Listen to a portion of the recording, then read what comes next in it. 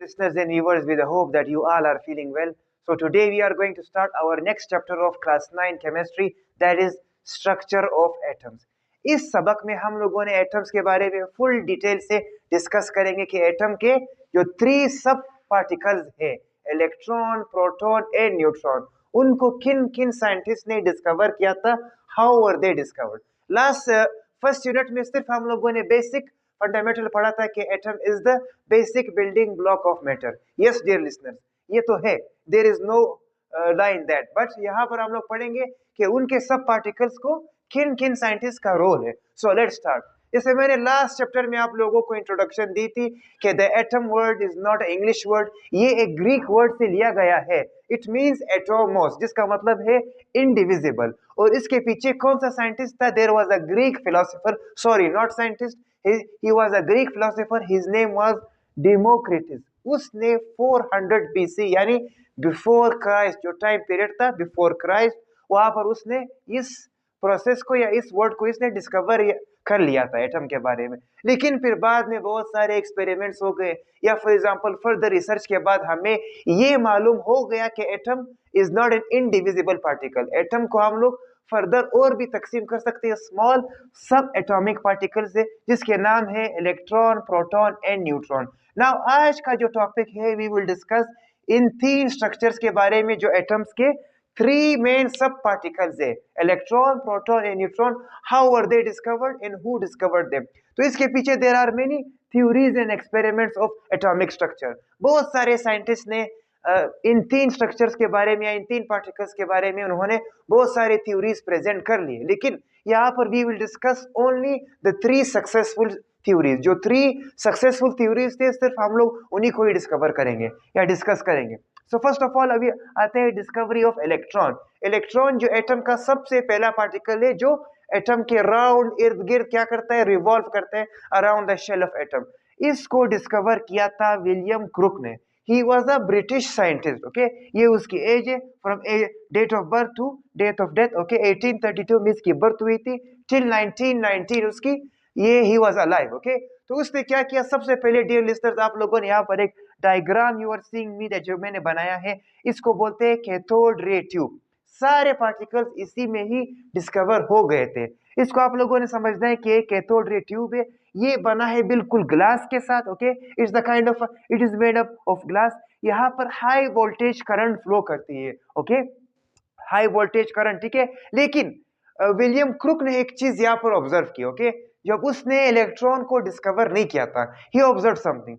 उसने कहा जब यहाँ पर नॉर्मल करंट फ्लो हो रहा होता है तो उसने कोई खास चीज ऑब्जर्व नहीं की थी. लेकिन वेन जब उसने कहा था कि हम लोगों ने जब प्रेशर रिड्यूस किया, जब उसने एयर प्रेशर को अंदर से रिड्यूस किया, यहाँ पर आप देख सकते हैं this is the vacuum pump. यहाँ से उसने प्रेशर को निकाला. फॉर एग्जाम्पल, मतलब यहाँ पर जब उसने हवा के दबाव को कम किया, यानी उसने रिड्यूस प्रेशर को लाया 0.01 टोर पर, तो उसने क्या किया? He observe something that a beam of rays is produce. उसने कहा कि यहाँ पर एक शुआ, एक किस्म की एक रेस पैदा हो गई, एक रोशनी पैदा हो गई इस कैथोड रे ट्यूब के अंदर. तो उसने सोचा कि ये और फिर and then he observe something else. और फिर यहाँ पर उसने एक और चीज को भी उसने ऑब्जर्व किया.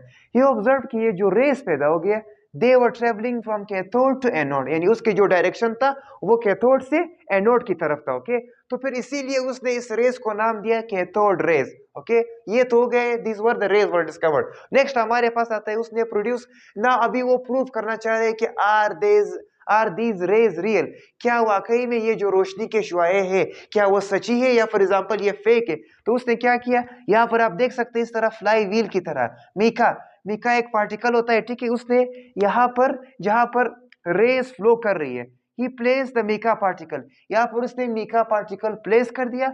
तो रे क्या कहते, the raise were travelling in the straight path. तो रेस क्या हो गए, वो रेस वैसे भी उसी तरह जिस तरह पहले जा रहे थे, वो इसी तरह अपने स्ट्रेट पाथ में जा रहे थे, जिससे ये प्रूव हो गया कि दीज रे आर नेचुरल, ये कुदरती है.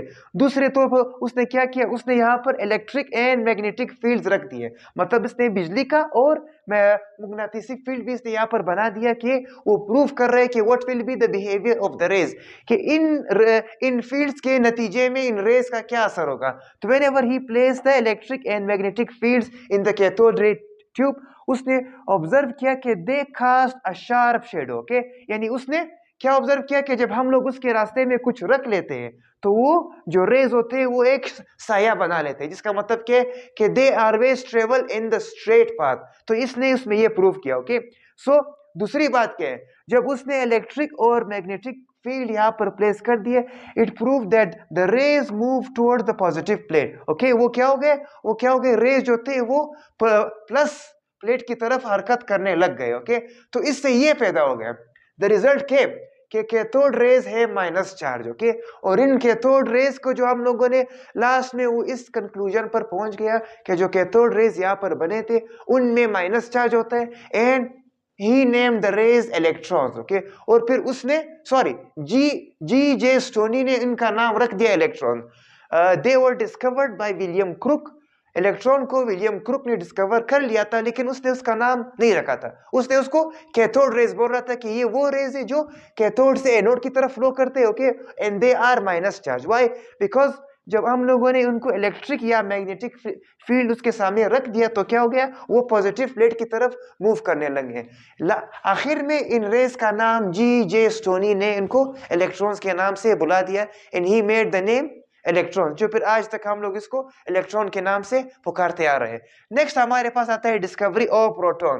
प्रोटॉन कहां पर डिस्कवर हो गया? इसी कैथोड रे ट्यूब में प्रोटॉन की भी डिस्कवरी हो गई। वो किस तरह? 1886 में गोल्डस्टाइन एक साइंटिस्ट था, उसने एक और चीज ऑब्जर्व किया। जब विलियम क्रुक ने अपना एक्सपेरिमेंट खत्म कर दिया तो बाकी साइंटिस्ट का रूल क्या होता है, they want to prove it कि वेदर ही इज रॉन्ग और राइट, ओके। बार बार उसके इसी एक्सपेरिमेंट्स को प्रूव करना चाह रहे होते हैं, ओके, बिकॉज ये इनका हक भी है। फिर उसके बाद आता है गोल्डस्टाइन, ओके। गोल्डस्टाइन ने ये ऑब्जर्व किया कि उसी कैथोड रे में, अब देख सकते हैं द सेम कैथोड रे, ये कौन से रेज है, they are the cathode rays, and ये देखो ये इस तरफ जा रहे हैं, फ्रॉम कैथोड टू एनोड की तरफ जा रहे हैं, you can see the direction, इस तरफ फ्लो कर रहे हैं। लेकिन गोल्डस्टाइन ऑब्जर्व समथिंग एल्स, उसने ऑब्जर्व किया कि बिल्कुल जो एनोड का ऑपोजिट एंड है, ये वाला एंड, यहां पर उसने ऑब्जर्व किया कि देयर वर सम ग्लो, उसने एक चमकदार रोशनी ऑब्जर्व की, okay, at the opposite end of anode. और फिर उसने कहा था कि ये जो पॉजिटिव ग्लो अपीयर हुई है इस पर प्लस चार्ज है, यानी जाहिर सी बात है जो रेज एनोड की तरफ मूव करते हैं उस पर तो नेगेटिव चार्ज होगा, और जो रेज एनोड के ऑपोजिट एंड में है they will have the plus charge, यानी बिल्कुल उसने कहा था कि वो बिल्कुल उससे ऑपोजिट चार्ज में होंगे। सो फिर आखिर में इन रेज का नाम दिया गया प्रोटॉन। और उसने एक और चीज भी ऑब्जर्व की कि दीज रेज हैव मोमेंटम, इनमें एनर्जी बहुत ज्यादा है, and they are powerful, so he name these rays as proton, okay. And he observe something else कि ये जो रेज है ये आम खास कैथोड रे ट्यूब में अपीयर नहीं हुए, they appeared in a perforated cathode. क्या मतलब है परफोरेटेड कैथोड का? यानी वो कैथोड रे ट्यूब्स जिसमें पोर्स होते हैं। यू कैन सी, आप देख सकते हैं कि यहाँ पर ये जो कैथोड रे ट्यूब हम लोगों ने इस्तेमाल किया है इन दिस एक्सपेरिमेंट, ये कोई आम खास कैथोड रे ट्यूब नहीं है, it has pores in it, आप देख सकते हैं there are pores in it, okay. So this was the discovery of proton, जो हमारे पास एटम का सेकेंड पार्टिकल है, सब एटॉमिक पार्टिकल जिसमें प्लस चार्ज होता है। लास्ट हमारे पास आता है discovery of neutron in 1920। Ernest Rutherford, इसका नाम तो आप लोगों ने सुना भी होगा, इसके और भी इंशाल्लाह आगे मॉडल वी विल डिस्कस। उसने एक चीज ऑब्जर्व किया कि नहीं, इस कैथोड रे ट्यूब में सिर्फ electrons and protons were not alone, उनके साथ एक मैसिव पार्टिकल्स और भी थे in the nucleus of an atom. कहां पर? आउटसाइड नहीं, इन द न्यूक्लियस, यानी बिल्कुल एटम के मिडल में। यहां पर मैं ड्रॉ करूं, this is the atom, okay, ये उसका न्यूक्लियस है। इसने ऑब्जर्व किया कि in the middle of the atom there were some massive particles, और उन पार्टिकल्स का नाम उसने दिया गया न्यूट्रॉन। उसको क्यों न्यूट्रॉन दिया गया? बिकॉज दे वर अनचार्ज, या हम ये कह सकते हैं कि दे वर न्यूट्रल पार्टिकल्स, ओके। फिर उसको दोबारा जेम्स चैडविक, एक और साइंटिस्ट आया, उसने उसको फर्दर नेम दिया गया न्यूट्रॉन के नाम से, और उसने फर्दर इसको प्रूव किया कि यस, एटम में along with electron and proton there are third kind of particles जिसका नाम है न्यूट्रॉन, और उनसे बड़े भी होते हैं, ठीक है, और उन पर देयर इज नो चार्ज, उस पर कोई चार्ज नहीं होता है। 1930 में उसने ये प्रूव किया जेम्स चैडविक ने, जिस पर he was awarded Nobel prize. Okay, और फिर इसके बाद ये जो एटम्स का सब पार्टिकल्स का जो सिलसिला था ये खत्म हो गया।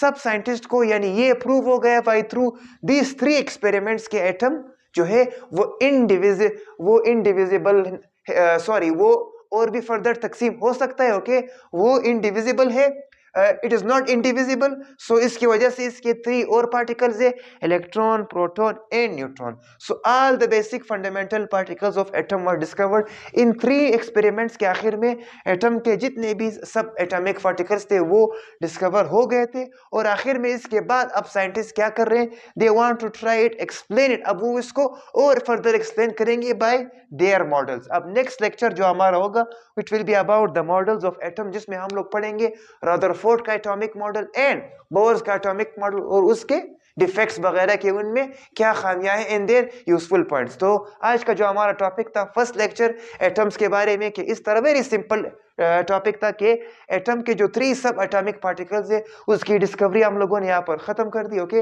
वो प्रूव हो गया कि there are 3 particles of atoms. Okay, atom को हम लोग फर्दर तकसीम कर सकते हैं, ये थ्योरी भी रिजेक्ट हो गई। Okay, with the help of these 3 theories. So I hope कि आप लोगों को आज का लेक्चर समझ आ चुका होगा। इसी तरह और लेक्चर जाने के लिए मेरे चैनल को सब्सक्राइब और शेयर करना ना भूले, and watch my videos till the end. Till we meet next time, thank you.